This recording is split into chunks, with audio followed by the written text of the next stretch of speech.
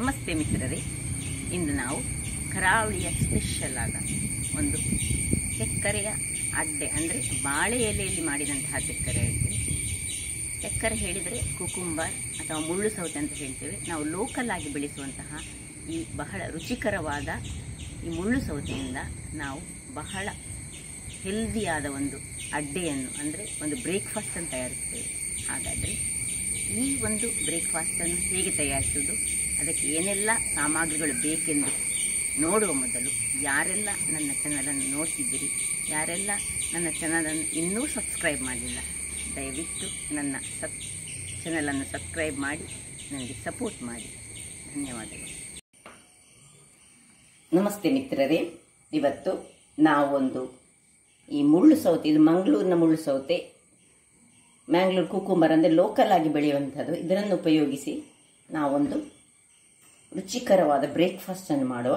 ತುಳುನಾಡಿನಲ್ಲಿ ಇದು ಬಹಳ ಫೇಮಸ್. ಇದು ಬಾಳೆ ಎಲೆಯಲ್ಲಿ ಮಾಡುವಂತಹದ್ದು. ಇದಕ್ಕೆ ಅಕ್ಕಿ ಹುಡಿಯಿಂದ ಇನ್ಸ್ಟೆಂಟ್ ಆಗಿ ಕೂಡಲೇ ಮಾಡುವಂತಹದ್ದು. ಈಗ ಮೊದಲಿಗೆ ನಾವು ಈ ಬಾಳೆ ಎಲೆಯನ್ನು ಸ್ವಲ್ಪ ಬಾಡಿಸೋಣ. ಹೀಗೆ ಎಲ್ಲ ಬಾಳೆ ಎಲೆಗಳನ್ನು ಬಾಡಿಸಿಕೊಳ್ಳೋಣ.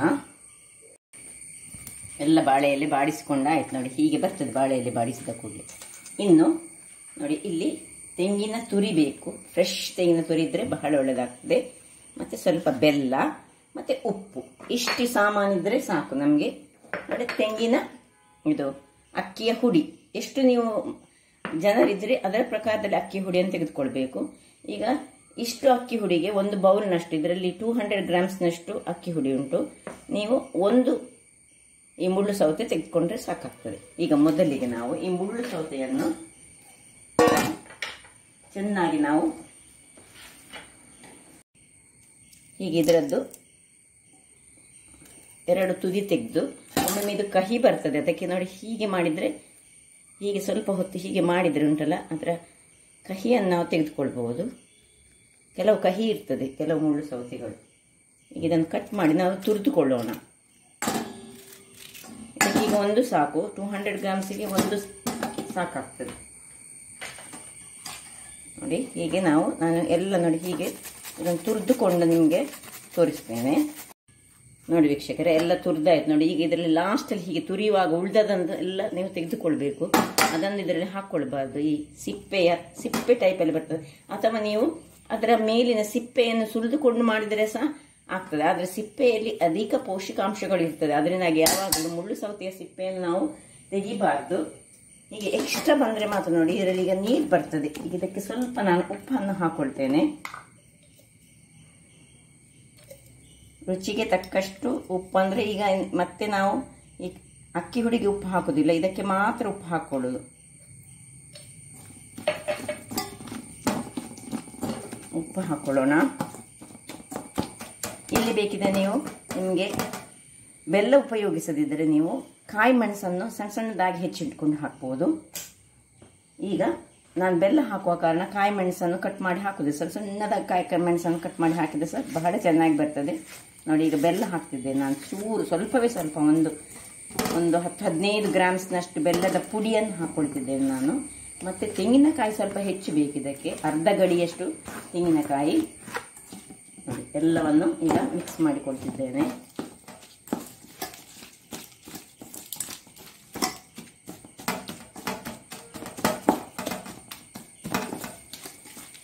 ನೋಡಿ, ಇದರಲ್ಲಿ ಎಷ್ಟು ನೀರು ಬರ್ತದೆ. ನೀರು ಈಗ ಮೊದಲಿಗೆ ಏನು ಹಾಕ್ಲಿಕ್ಕಿಲ್ಲ.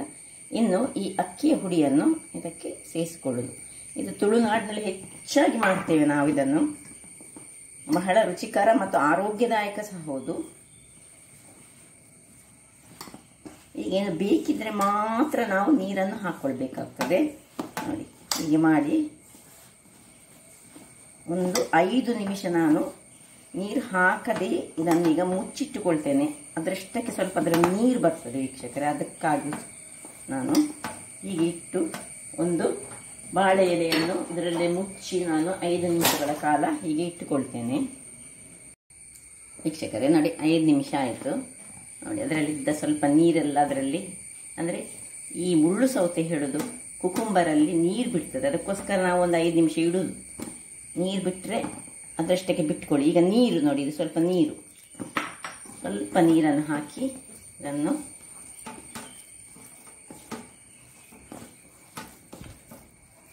ಬಹಳ ಆರೋಗ್ಯದಾಯಕ ಅಂತ ಸಹ ಹೇಳ್ಬೋದು ಇದನ್ನು ನಾವು.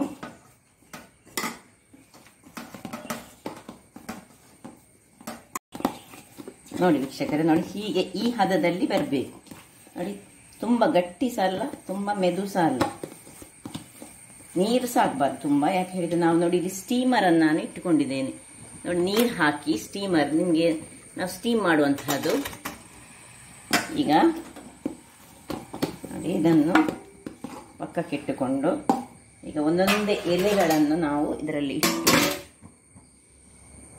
ಹೇಗೆ ಸಹ ಮಾಡ್ಬೋದು, ನಮಗೆ ಯಾವ ರೀತಿಯಲ್ಲಿ ಬೇಕು ಆ ರೀತಿಯಲ್ಲಿ ಮಾಡ್ಬೋದು. ಸ್ವಲ್ಪ ನೀರನ್ನು ಕೈಯಲ್ಲಿ ಹೀಗೆ ಇಟ್ಟುಕೊಂಡು ಇದರಲ್ಲಿ ತೆಳುವಾಗಿ ತುಂಬ ತಟ್ಟಬೇಕು ನಾವು.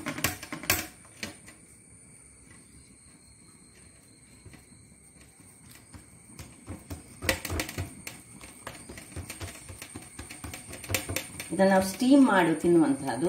ಸ್ಟೀಮ್ ಮಾಡಿದರೆ ಯಾವುದೇ ಒಂದು ಆಹಾರ ಪದಾರ್ಥ ದೇಹಕ್ಕೆ ಬಹಳ ಉತ್ತಮ.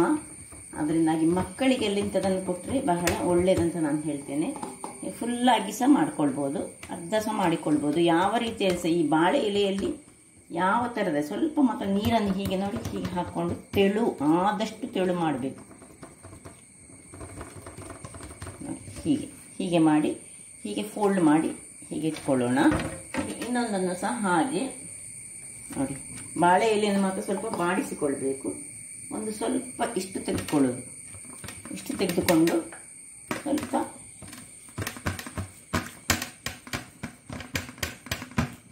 ನೋಡಿ ಇದರಲ್ಲಿ ಗ್ರೀನಿಶ್, ಅದು ಸಹ ನಮ್ಮದು ಊರಿನ ಇದು ಬಹಳ ಎಳತ್ತಾಗಿರ್ತದೆ. ಎಳತ್ತನ್ನು ತೆಗೆದುಕೊಳ್ಬೇಕು. ಬೀಜ ಬಂದದನ್ನು ಮುಳ್ಳು ಸೌತೆಯನ್ನು ಯೂಸ್ ಮಾಡಬೇಡಿ. ಬೀಜ ಬಂದಿದ್ರೆ ಅದು ಬೀಜ ಎಲ್ಲ ತೆಗೆದು ಆಮೇಲೆ ತುರಿದುಕೊಳ್ಳಿ. ಬೀಜದ ಅಗತ್ಯ ಇಲ್ಲ, ಯಾಕಂದ್ರೆ ಬೀಜ ಮಾತ್ರ ಇದರಲ್ಲಿ ಸಿಕ್ಕಿದರೆ ಈ ಒಂದು ಬ್ರೇಕ್ಫಾಸ್ಟ್ ಈ ಅಡ್ಡೆ ಒಳ್ಳೆಯದಾಗೋದಿಲ್ಲ. ನೋಡಿ ಹೀಗೆ ಸ್ವಲ್ಪ ನೀರು ಆದಷ್ಟು ತೆಳುವಲ್ಲಿ ಮಾಡಿ ಹೀಗೆ ಮಾಡಿ ನಾನು ಎಲ್ಲದನ್ನು ಮಾಡಿ ನೋಡಿ ಇದರೊಳಗೆ ಒಂದೊಂದಾಗಿ ಇಟ್ಟುಕೊಳ್ತೇನೆ. ನೋಡಿ ಹೀಗೆ ಇಟ್ಕೊಳ್ಳೋಣ. ಈಗ ಎಲ್ಲವನ್ನು ನಾನು ಮಾಡಿ ಮತ್ತೆ ಇಟ್ಕೊಳ್ತೇನೆ. ವೀಕ್ಷಕರೇ, ಇಲ್ಲಿ ನೋಡಿ ಇದು ಕೊನೆಯದಾದ ನೋಡಿ, ಎಲ್ಲ ಗ್ರೀನ್ ಇದರಲ್ಲಿ ಕಾಣ್ತಾ ಉಂಟು. ಸ್ವಲ್ಪ ಸಣ್ಣ ಹೆಚ್ಚಬೇಕು. ಅದರಿಂದಾಗಿ ಸ್ಕ್ರೇಪರಲ್ಲಿ ಮಾಡಿದರೆ ಬಹಳ ಉತ್ತಮ. ನೋಡಿ ಹೀಗೆ ಮಾಡಿ ಸಹ ಹೀಗೆ ಮಾಡಿ ಸಹ ಆಗ್ತದೆ. ನೋಡಿ ಎಲ್ಲ ಮಾಡಿ ಇಟ್ಟುಕೊಂಡಿದ್ದೇನೆ ನಾನು. ಈಗ ನೋಡಿ ಹಾಗಾದ 2 ಉಂಟು ಇಲ್ಲಿ.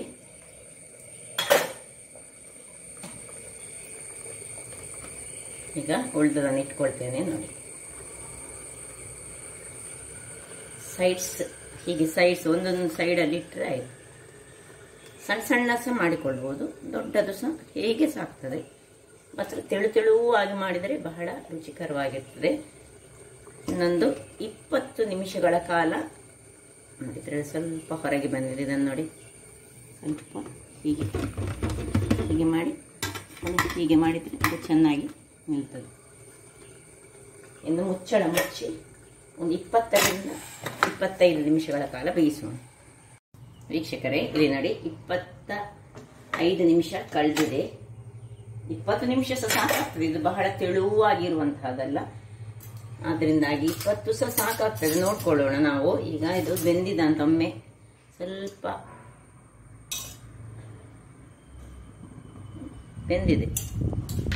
ಸೊ ಒಂದೊಂದಾಗಿ ನಾವು ಇದನ್ನು ತೆಗೆದುಕೊಳ್ಳೋಣ. ಸ್ವಲ್ಪ ಇದು ಬಿಸಿ ಉಂಟು ನೋಡಿ.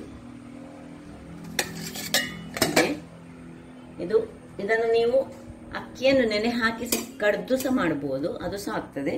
ಹೇಗೂ ಆಗ್ತದೆ, ಯಾವ ರೀತಿಯಲ್ಲಿ ಸಹ ಇದನ್ನು ಮಾಡಬಹುದು. ನೋಡಿ ಹೇಗೆ ಚೆನ್ನಾಗಿ ಬಂದಿದೆ ನೋಡಿ. ಸೊ